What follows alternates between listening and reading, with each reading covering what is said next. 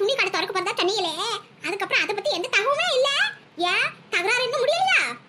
என்னது தகராறா? என்ன தகராறு? கேட்டி ஒண்ணு தெரியாத மாதிரி கேக்குவா. உன் பிள்ளைக்கா உன் மருமவளுக்கா இடையில தனிக்கு தகராறு நடந்துச்சுல.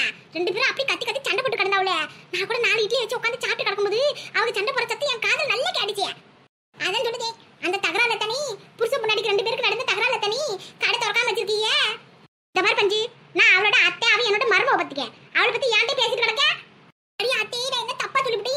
இல்லாத பொல்லாத சொன்னி. அன்னைக்கு நீ இருக்கும் போது தானே உன் மகவ வடுக்கணும் மூஞ்சி உடுக்கிட்டு ஓடனா உள்ளார. உன் மகனை பின்னாடி போய் சண்டை பண்ணிட்டாவுளே. அந்த சத்தம் தான் 4 ஊருக்கு கேட்டுச்சு. அப்படி இருக்கீல, நான் 4 அடி தூரத்துல உட்காந்துறது எனக்கு கேட்கலையாக்கா? ஏன் உனக்கு கேட்கலையோ? காது கிது செவிட என்ன? ஆஸ்பத்திரி போய் அலசி பாரு. இந்த மாதிரி பஞ்சு, காதும் செவிடு இல்ல, கண்ணும் குருடு இல்ல, எல்லாம் நல்லா தான் இருக்க பத்திக்க.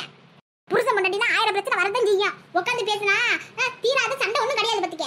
முதல்ல அது சண்டையே கிடையாது. அவங்க 2 பேரையும் சத்தம் போட்டு கொஞ்சம் பேசிவிட்டாங்க, அம்பிட்டுதானே. அது ஒண்ணும் பெருசா சண்டை கிடையாது பத்திக்க. புருஷன் பொண்டாட்டிக்குள்ள இதெல்லாம் சகஜம் தானே.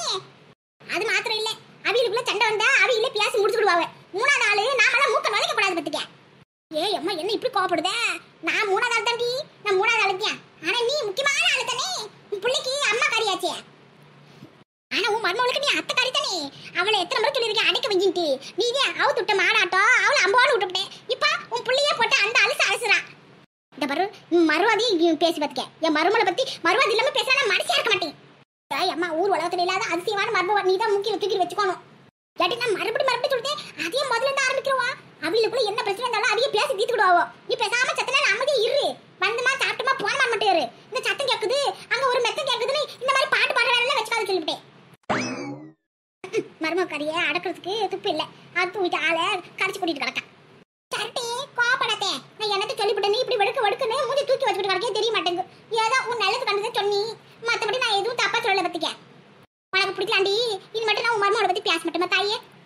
பேசிதான் பாரு. அப்புறம் பேசுறதுக்கு பல்லு இருக்காது, வாய் இருக்காது பத்திக்க.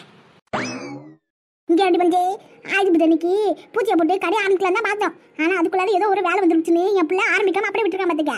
அதுக்காக நாங்க அப்படியே வந்துட மாட்டோம். தீபாவளிக்கு முன்னாடி பூச்சியை போட்டு கடை ஆரம்பிக்கலாம்னு என் மகன் சொல்லியிருக்கான். எது எப்ப ஆரம்பிக்கணும்னு எனக்கு நல்லா தெரியுமாக்கும். கடை ஆரம்பிக்கும் போது சொல்லுதோம், அப்ப கிளம்பி வா. வந்து பூச்சியை போட்டுவிட்டு பொறிக்கடலை வாங்கி தின்னுபிட்டு கிளம்பி போ. அதை விட்டுட்டு இப்படி உட்காந்துக்கிட்டு அடுத்த ஊருக்கு அதெல்லாம் புறம்பிட்டு கிடக்காத. நான் என்ன அடுத்த வீட்டு கதையா போசனே? வா வீட்டு கதைதான் சொன்னேன். யா வீட்டு கதை யா வீட்டு வாசப்படி தாண்டி போக கூடாதுன்னு நினைக்கிறவனா? ஆனா நீ அப்படியேப்பட்ட என்கிட்டயே யா வீட்டு கதையை என்கிட்ட பேசிட்டு கிடக்குவா. எவ்வளவு தைரியம் இருந்தா என்கிட்ட பேசுவா. இதே கதையை கொண்டு போய் அடுத்த வீட்டுல பேச மாட்டேன்னு என்ன நினைச்சுன்னு சொல்லு பாப்பா. இந்த பாரு, என் வீட்டு கதை என் வீட்டு தாண்டி வெளியே போச்சுன்னு தெரிஞ்சது அப்புறமேட்டுக்கு நான் வேற மாதிரி இருப்பேன். ஞாபகம் வச்சுக்கேன். ஏடி வெளியே பார்த்து என்ன கலக்க வைக்கிற மாதிரி கிடக்கு. உன் சங்காசம் வாழ முடியாம தாயே. நான் கிளம்புறேன் போ. அல்லது போய் தொலை. வந்துட்டா வெத்தலை பாக்கு சுண்ணாம இல்ல பாக்கி இல்லன்னு ஆளை அவளையும் பாரு. யார் வீட்டுல என்ன போயிட்டு இருந்தாலும் இவளுக்கு என்ன வந்துச்சுன்னு தெரியல. அடுத்து விட்டு கதைனா போதும் ஆர்வமா கேட்கறதுக்கு அவங்க போட்டி போட்டுட்டு வந்துடுறாங்க. பாயக்குமாரி, என்னாச்சு? வேலைக்கு கிளம்பிட்டியாக்கா? ஆமாம்மா, கிளம்பிட்டேன். மணி 9 ஆச்சுல்ல? ஆனா ஆமா 9 மணி அக்கா. நான் அந்த டைம் கூட பார்க்காம உட்காந்து பேசிட்டு கிடக்கேன். இந்த பஞ்சு வந்தாலா அவ கூட பேசிட்டே கிடந்தல டைம் பார்க்காம வந்துட்டு பத்துக்க. சாப்பிட்டியா? மத்தியானத்துக்கு சோறு கட்டி வச்சிருந்தேன், எடுத்துட்டியா?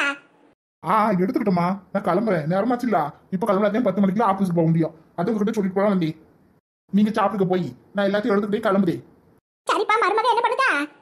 அவ படுத்து கிடந்தாமா. படுத்து கிடக்கலாம். 9 மணி ஆச்சு. சாப்பிட்டாலா? மாத்திரை போட்டாலா? அது இல்லன்னு நினைக்கிறேன். ஏண்டா ரெட்ட உசுரா கிடக்குற புள்ள சாப்பிட்டுச்சா மாத்திரை பண்ணி சாப்பிட்டுச்சான்னு எல்லாத்தையும் பார்க்கறது விட்டுட்டு உனக்கு என்ன உனக்கு சொல்லு பாப்பா. உனக்கு வேலையை முக்கியம். முதல்ல பொண்ணு பிள்ளை எப்படி இருக்குன்னு பார்க்கறதே முக்கியம் பத்திக்க. அந்த பிள்ளைய ஒழுங்கா சாப்பிட வச்சு மாத்திரை கொடுத்துட்டு அப்புறமேட்டுக்கு மறுவாதி நீ ஆபீஸ் கிளம்பி போ. உன்னை யாரும் எதுவும் வேண்டான்னு சொல்ல மாட்டாவோ. அதை விட்டுட்டு ஆக்கி வச்சு சோத்த நீ மட்டும் முன்னாடி ஒத்தால உட்காந்து தின்னுட்டு வந்திருக்குவா. மாசமா இருக்கிற பிள்ளை சாப்பிட்டுச்சாலியான்னு கேட்கறது இல்லையா? சொல்லு பாப்பா. அவளுக்கு வெள்ளை எடுத்து போட்டு சாப்பிட போறா. என்னடா இது புது பழக்கமா கிடக்கு? பாய் வயிறு இருக்கிற பிள்ளை சாப்பிட்டாலும் ஒரு வார்த்தை கேட்காம நீ பாட்டு சாப்பிட்டு வந்துட்டு இருக்கேவா? என்ன இது புது பழக்கமா கிடக்கு? அப்படிலாம் ஒண்ணு இல்லம்மா. 9 மணி தானே ஆகுது. அவளுக்கு உடம்பு முடியல போல, அதான் படுத்து கிடக்கா. எனக்கு உடம்பு முடியாம படுத்து கிடக்கலாம். ஏடா அப்ப நீ அவளை ஆஸ்பத்திரிக்கு அழைச்சிட்டு போகாம நீ பாட்டு ஆபீஸ் கிளம்பி போறவா? ஐயோ அம்மா, அப்படிலாம் ஒண்ணு இல்ல. அவ சும்மா தான் படுத்துருக்கா பாத்தீங்க. சத்த நேரத்துல எந்திரிச்சு வந்து அவளே சாப்பிட்டு மாத்திரை போடுவா. நான் சொல்லிட்டு போறேன் போதுமா? இப்போ எனக்கு ஆபீஸ்க்கு நேரம் ஆகுது. நான் கிளம்புறேன். பார்த்துக்கிட்டு நீங்க போய் அவளை பாத்துக்க. இதுவா இருந்தாலும் நான் சாயங்காலம் வந்து அவகிட்ட பேசிக்கிறேன். என்ன மட்டும் ஆளே சரியில்லை பாத்துக்க. 2 நாள் நானும் பார்த்து கிடக்கேன்.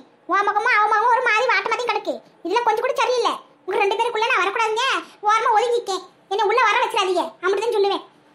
எதுவா இருந்தாலும் நீங்களே உங்களுக்குள்ள பேசிக்கிடுங்க. புரிஞ்சுச்சா? சரிம்மா, நான் கிளம்புறேன். சரி கண்ணே, பார்த்து பத்திரமா போயிட்டு வா. ஹெல்மெட் போட்டுக்கிட்டு வண்டியை ஓட்டு. அதிகமா ஏன் ஆச்சி உன்கிட்ட பேசிட்டு இருக்கேன், காது கேக்குதா இல்லையா? அப்படி என்னத்த மொபைல கைய வச்சுக்கிட்டு மோந்து பார்த்துட்டு தெரியல. ஆண்டி காலைல கறி கஞ்சி சாப்பிட்டல, அது கையில வாசனை வருதா நீ மோந்து பார்த்துட்டு இருக்கே. எனக்கு கறி கஞ்சி சாப்பிட்டியா?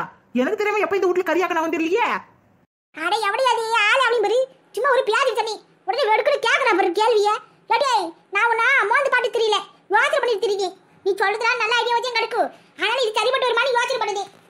அதெல்லாம் சரியா தான் வரும். என்ன பண்றது, என் தலையை எடுத்து இந்த 4 செவத்துக்குள்ளேயே அடங்கி போனோம்னு இருக்கு. அதுக்கு என்ன பண்றது? ஏய் அம்மா ரொம்ப சலிச்சு பாத்துட்டியே, உன்னையெல்லாம் இந்த வீட்டுல அடக்க முடியுமா? அப்படி அடக்க வேண்டிய ஆள் தான் கிடக்கா. உன் புருஷனுக்கு அடங்காம தானே அந்த மனுஷன் தூக்கி போட்டு ஆள் கிடங்க. ஆனாலப்பட்ட உன் மாமியார் யாருக்கு அடங்காது அந்த அன்னலட்சுமி அம்மாவையே உனக்கு அடைக்க முடியே, நீ எப்படிப்பட்ட ஆளை கிடப்ப? கரெக்ட். இதுல இருந்து தெரிஞ்சுக்கணும் இந்த சின்ன பொண்ணோட மகிமைய. ஆமா மண்ணா கட்டி வாய மூடி. பேர்ல பொறுத்ததுக்கு அப்புறம் ஆருக்கும் அந்த புள்ளைய விட்டு தரதுக்கு மனசு வர மாட்டேங்குது. அதனால ஏன் உன்னைய போனா பதில் மருமகளும் ஏத்துக்கிடுச்சு. ஐயோ இந்த கேள்விக்கு எல்லா சீக்கிரட்டும் தெரிஞ்சிருக்கியே. அடே என்னடி சீக்கிரட் நிச்சு கிடக்குவா? என்னது சீக்கிரட்டா? அடே வாய மூடிட்டி, அந்த வாய்க்குள்ளார பத்தி போய் உள்ள போய் டான்ஸ் ஆடலாம் போல இருக்கு. வாய மூடிட்டி. இங்க பாட்டி வீட்லயே ஓட்டர் கடை ஆரம்பிக்கணும்னு சொல்லுது. அது ஒன்றும் பெரிய வேலை பிரச்சனை கிடையாது பார்த்துக்க. ஏன்னா வீட்லயே செய்யும் போது உனக்கு அழுப்பு இருக்காது, இங்கிட்ட அங்கிட்டு ஓட வேண்டிய அழைச்சிட்டு இருக்காது. ஒரு இடத்துல இருந்து சோறு ஆக்கணுமா, ஒரு இடத்துல இருந்து எல்லாம் செஞ்சவான்னு கிடக்கலாம். இருந்தாலும் புள்ளைய வச்சுக்கிட்டு எப்படி பாப்போவா? கொஞ்ச நேரம் போகட்டுமே, அப்புறம் மாதிரி ஆரம்பிக்கலாம்ல. எப்ப ஆரம்பிக்கிறது? அதை புள்ள பிறந்து 6-7 மாசத்துக்கு மேல ஆகுது. இதுக்கு மேல எப்படி அமைதிருக்க முடியும் சொல்லி பார்ப்போம். இப்பவே ஆரம்பிச்சதே கொஞ்சம் கொஞ்சமா நம்ம தொழில முன்னேற முடியும். இப்பதான் கடை இல்லாம கிடக்கு. கூடி சீக்கிரம் கடை கட்டணும், வீடு கட்டணும், ஒரு காசு சம்பாதிக்கணுமா சொல்லி பாப்பா. அதுக்குதான் இந்த ஒரு ஐடியா.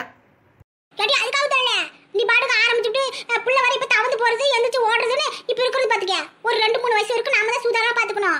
அதுக்கு ஓரளவுக்கு எல்லாம் நினைவு தெரிஞ்சதுக்கு அப்புறம் மட்டும் தான் நம்ம வந்து எதுக்கு வந்தாலும் ஆரம்பிக்கணும். அதுக்காக தான் சொல்லுறேன். இந்த நம்ம ஊர்லயே பாத்துக்க வடிச்சு தனியா வச்சுட்டு கீழே வடிச்சு தனியா வச்சு வச்சுட்டு பாடுக்கு போயிட்டு போவா. புள்ள பாடுக்கு தவந்து வந்து கையை காலை வச்சு அந்த தண்ணி பூரா உடம்பு மேல ஊத்திக்கிச்சு பாத்துக்க. எல்லாம் ஆனதுக்கு அப்புறம் ஆச்சி புச்சுன்னு அழுது ஒப்பரை வச்சா எல்லாம் செலப்படுமா சொல்லு பாப்பா? அதுக்கு முன்னாடி கண்ணு கருத்துமா புள்ளைய பாத்துக்கணும் முடியே. அதுக்காக தான் சொல்லுறேன். இப்ப புள்ள வர தவழ்ற வயசு ஓடுற வயசு ஒரு இடத்துல உட்காராது பாத்துக்க. அதனாலதான் சொல்றேன் யாரும் புள்ள கூட ஒரு ஆள் வந்து பாத்துக்கணும்னு. அதை என் மாமி இருக்காவுல அவங்க பாத்துக்கிடுவாங்க. நீ பேசாம அமைதியா இருக்கும். ஆரம்பிக்கும் போது அபச கொண்டா பேசிக்கிட்டு அதுல ஒண்ணும் ஆகாது. புள்ளைய நம்ம கண்டிப்பா பாத்துக்கனா எல்லாம் நல்லபடியா தான் நடக்கும். சரிதா, இதுக்கு மேல நான் எதுவும் சொல்லத்துக்கு இல்ல பாத்துக்க. உன் ஜோலியை நீ பாரு. நான் ஏதாவது சொல்லிவிட்டு அப்புறமா உன்னாலதான் கிளவி வந்த வேணும்னு சொல்லி என் வாயில ஏதாவது சொல்லுவேன். எதுக்கு வந்து புள்ளைய நல்லபடியா வளர்த்துக்கினா போதும். ஆமா உன் மாநில என்ன சொல்லுதாவோ அதையும் விட்டு தனியா? அதெல்லாம் இன்னும் சொல்லல கேள்வி. என் வீட்டுக்காரர் ஓகே சொல்லிவிட்டாரு. என் மாமனார் பத்தி சொல்லவே வேணும். என் மனசுக்கு என்ன பிடிக்குதோ அது செய்யத்தான்னு சொல்லி என் மாமனார் சொல்லுவாரு. அந்த மனசுல பிரச்சனை இல்லை. மற்றபடி என் மாமியார் கேள்வியா வேண்டான்னு சொல்லி மண்டி ஆட்டும். ஆனா இப்ப அதையும் சம்பாரிச்சு பணத்தை கொஞ்சம் கொடுத்துருன்னு சொன்னா வாய முடிக்கும். அதனால சமாளிச்சிடலாம், பிரச்சனை இல்லை. சரிட்டி அப்ப வா ஒரு புண்ணியா. உன்னை நினைச்சாலே எனக்கு கொஞ்சம் பெருமையா தான் கிடக்கும். உன்னை வளர்த்ததுக்கு என்கிட்ட வந்து ஒரு வார்த்தை கேட்கறியே, அது எனக்கு சந்தோஷம் தான். ஐ இதோட ஆசை பெரு கேள்விக்கு நீ நினைக்கிற மாதிரிலாம் ஒண்ணும் இல்ல பத்திக்க. ஏதோ சொல்லணும்னு தோணுச்சு சொன்னேன், அம்பிட்டுதான். அடியா எம்மா நீ எப்படி அழுத்துட்டு ஓடுத பாரு அழுத்துக்காரி. இருந்தாலும் உனக்கு இம்பிட்டு ரோசா கத்துட்டி உள்ளுக்குள்ளார பாசம் வச்சுக்கிட்டு வெளிக்குள்ள வேஷம் எடுத்து தெரியுதா பாரு வேசக்காரி.